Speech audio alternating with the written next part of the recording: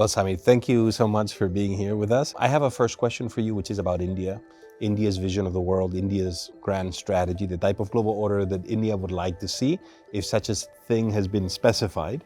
But of course, India is going to be one of the central players in global affairs. It already is central to the Indo-Pacific and the region, but it will be central moving forward, perhaps even more so than it is today. So how does India view its environment and the world beyond? Is there such a thing as an Indian grand strategy?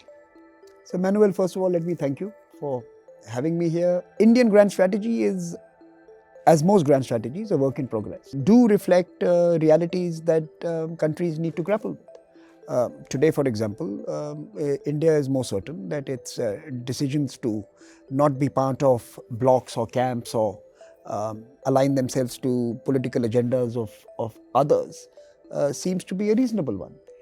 It is important for India that houses 1/6 of humanity, 16% of all humankind, to put together a framework that serves this very large and young population, that caters to their immediate development requirements, that builds a future that will respond to their aspirations, and that seeks prosperity which is prolific and is inclusive.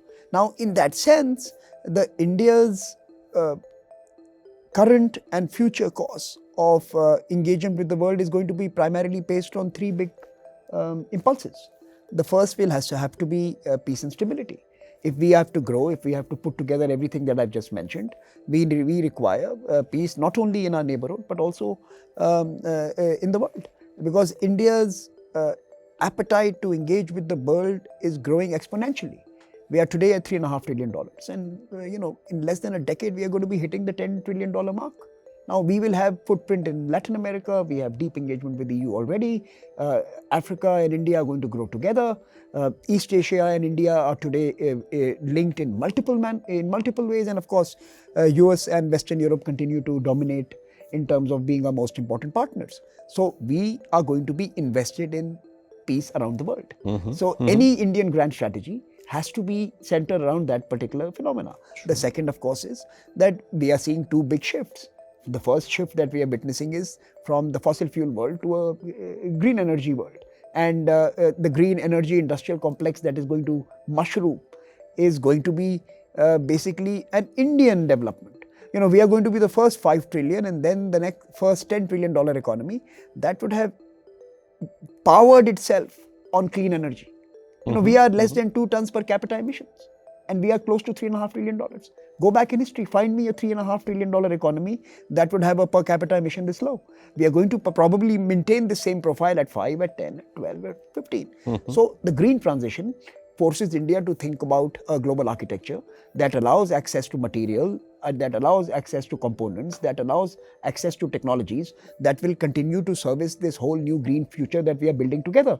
So if oil dominated the grand strategies in the past, I think green energy and green supply chains are going to dominate the future thinking, and India has to be cognizant of that. And finally, the digitalization.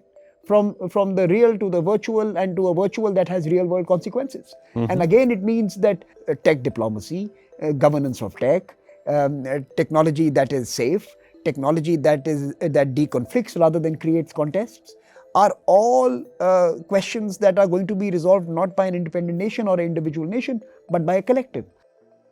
We just saw the visit of Xi Jinping to Moscow. You probably saw the clip after the dinner of Xi Jinping and Putin speaking, saying, we're seeing changes to the world order that we hadn't seen in 100 years, and you and I are driving these. We didn't need the clip to be leaked because this was in the press release, in the wording of the press release, the same thrust, the same idea. This leads me to this reflection. Are we moving to a world of blocs? Are we moving to a world of a democratic, liberal, open bloc led by the United States, possibly Europe, parts of Latin America, of the global South, and another bloc led by China, by Russia, less democratic, less open? If we are, is the Ukraine war one of the pivotal sort of moments that is consolidating these blocs?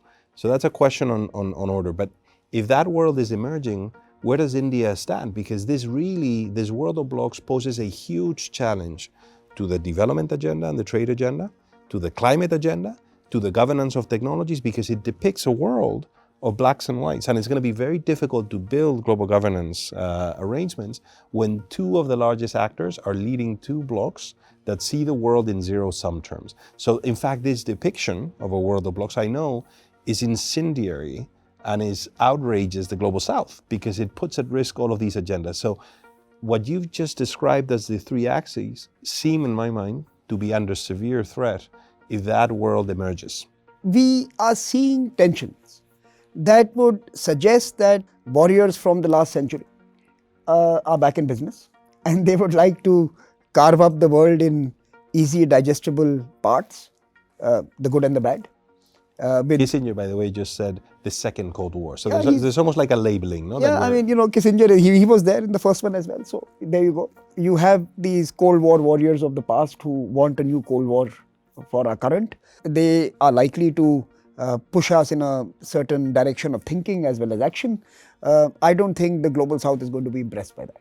I don't think countries like India really cared too much about Kissinger then, and nor do they care about Kissinger now. The difference between India then and India now is just a few $1 trillion of GDP and a few trillion more that we will add to our GDP. So if he was inconsequential when we took our decisions in the last century, for example, support the folks in East Pakistan who wanted an independent country, respond to the genocide that was underway, despite American pressure, despite Kissinger's and Kissinger-style politics that was being thrown at us, perverse politics that was more convenient and more based on chessboard decision making rather than on people's lives and human outcomes, you are going to see countries reject that. In fact, I've spent a week in Europe and I saw Europeans reject it. I was in Berlin at this big round table of thinkers, and I could see voices from across Europe were mortified that they would need to choose between the US and China. They wanted US and China, not US or China.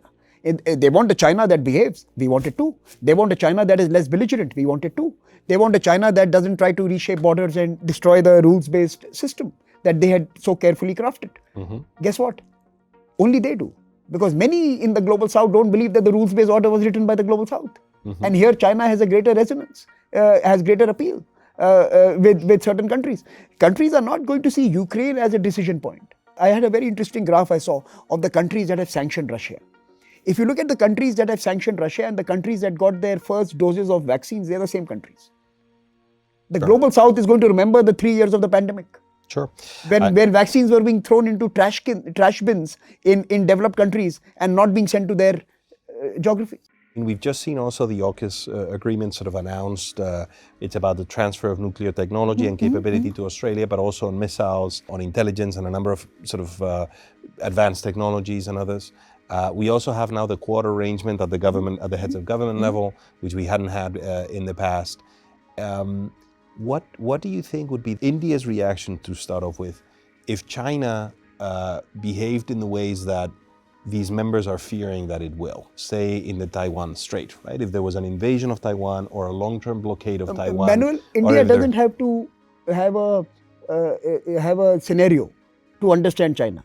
We have 100,000 troops facing Chinese troops currently in the Himalaya. China is trying to change the map of Asia currently on our borders. Yeah. Europe has woken up to defend democracy very late. We've been defending democracy a little while earlier, when Europe was siding with the dictator in Pakistan and with the Communist Party of China to counter the Soviet Union first, and now Russia.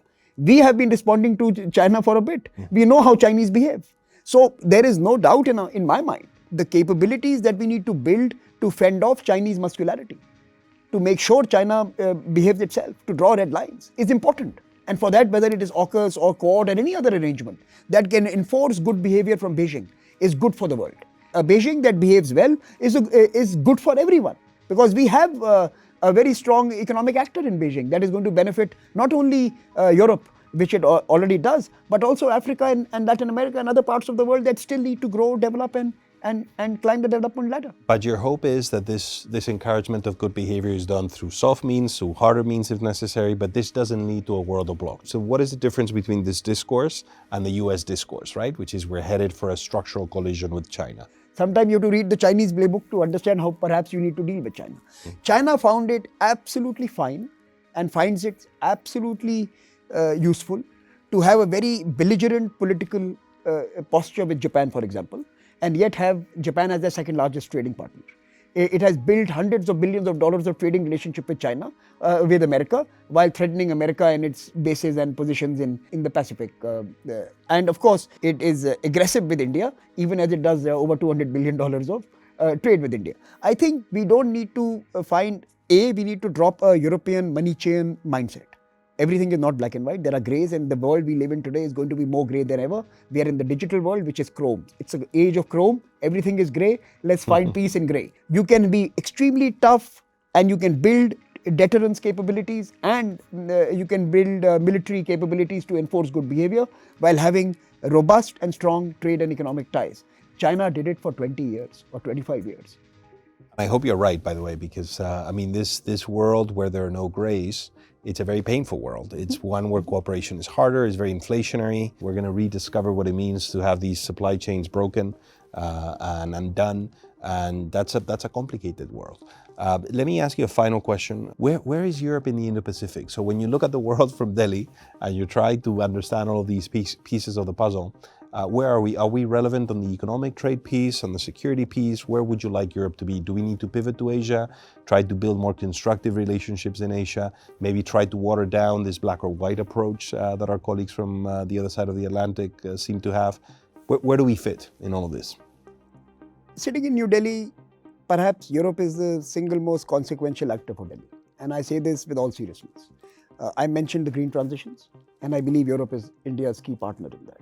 I mentioned a digital future, and I believe the regulations for the future, the governance architecture of the future is going to be shaped by New Delhi and Brussels, because we will have to moderate the mercantilist urges in Washington and the authoritarian urges of China. We'll have to create the third way, where countries have space and room to manage their digital futures in manners that are consistent with their own cultures and constitutions. And I think that's a big partnership again. And finally, on peace and security, EU will have to work with countries such as India to ensure that we don't get pulled to the margins and into conflicts, but we strengthen the center and hold it there. And I think, of course, Ukraine is too close to home. Every European is passionate about it. And it's geography matters, and it's on the borders. But we will have to rise above these, and we'll have to find a way that the most important ingredient of some success that we achieved in the last 70 years, which was a degree of stability and peace, can be preserved and can be pursued in the future as well. Well, this is, it's wonderful to have you here and to see this view, because this is the view from the Global South, and in particular from India, which is going to be a fundamental builder of this architecture. The Ukraine issue is tough for Europeans, not just because it's very close, but also because of the substance. And I think we've done maybe not too good a job at describing this as a neo-colonial war of aggression, and maybe linking it to this global order debate. This is the autocracy's attack. I think that's a much weaker argument, to be quite frank, than an argument on international law, on territorial integrity, on sovereignty, which I think would have resonated more with countries around the world that had been the victims of colonial wars in the past. Although I think that was a high mountain to climb because of the history, both recent and longer term history of Europe and the United States in different parts around the world. But this is a new world order that we are entering. I think India is going to play a fundamental role, and we're very grateful that you're here to share with us your thoughts and your ideas and your analysis of what India would want to see and will be a part of building. So thank you, Samir, for being here. Thank you, Manuel. Wonderful to have you. Thank you so much.